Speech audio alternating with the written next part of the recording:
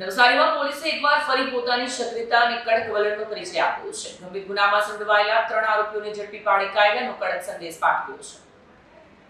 નવસારીમાં પોલીસે એકવાર ફરી પોતાની સક્રિયતા અને કડક વલણનો પરિચય આપ્યો છે. ગંભીર ગુનામાં સંડોવાયેલા 3 આરોપીઓને ઝડપી પાડી કાયદાનો કડક સંદેશ આપ્યો છે. માહિતી મુજબ ઘટનાની ગંભીરતા ધ્યાનમાં રાખીને સુરત રેન્જના આઈજી પ્રેમવીરસિંહ અને નવસારીના એસપી રાહુલ પટેલે તરત જ તપાસના આદેશ આપ્યા હતા. તેમના માર્ગદર્શન હેઠળ ટાઉન પીઆઈ કેડી નકુમ અને વીઆર ભરવાડની ટીમે તાત્કાલિક કાર્યવાહી શરૂ કરી. પેટ્રોલિંગ દરમિયાન હેડ કોન્સ્ટેબલ ઘુઘા અને જીતુને મળેલી ચોક્કસ બાતમી કેસમાં મહત્વપૂર્ણ સાબિત થઈ.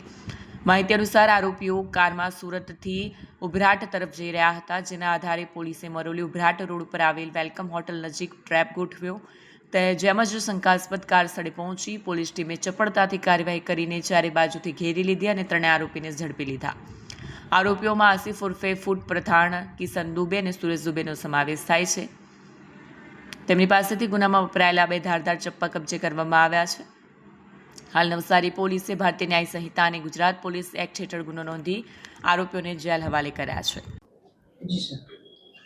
તારીખ 17/4/2026ના રોજ રાત્રિના કલાક 1 વાગ્યાના સમયમાં વેરાવળ રિંગ રોડ પાસે આવેલ હિન્દ ચા નાસ્તાની દુકાન પાસે એક મારામારીનો બનાવ બનેલ હતો કે જેમાં ફરિયાદી તરીકે અનિલભાઈ ઉર્ફે અશ્વિન બોડી, ધંધો જીમ ટ્રેનર, રહે ઘર નંબર 36, ગાડાચાલ, નવસારી, નાઓએ નવસારી ટાઉન પોલીસ સ્ટેશનમાં બીએનએસની કલમ 109(1)54 મુજબની ફરિયાદ આપેલી, જેમાં આરોપી તરીકે મોહમ્મદ આસિફ ફ્રૂટ ઉર્ફે સન ઓફ મોહમ્મદ જાફર અબ્દુલ ગફાર અને કિશનભાઈ સન ઓફ અખિલેશ દયાશંકર દુબે અને ત્રીજું છે સુરેશભાઈ સન ઓફ રાજકુમાર પરમાનંદ દુબે નાઓ વિરુદ્ધમાં એક ફરિયાદ આપેલી હતી. જે ફરિયાદની હકીકત એવી છે કે તારીખ 17/4/2026ના રાત્રિના સમયે આ જે 3 આરોપી છે અને ફરિયાદી અને જેને ઈજા થયેલ છે ઇમરાન તૈયબ શેખ, રહે મહિલા કોલેજની બાજુમાં,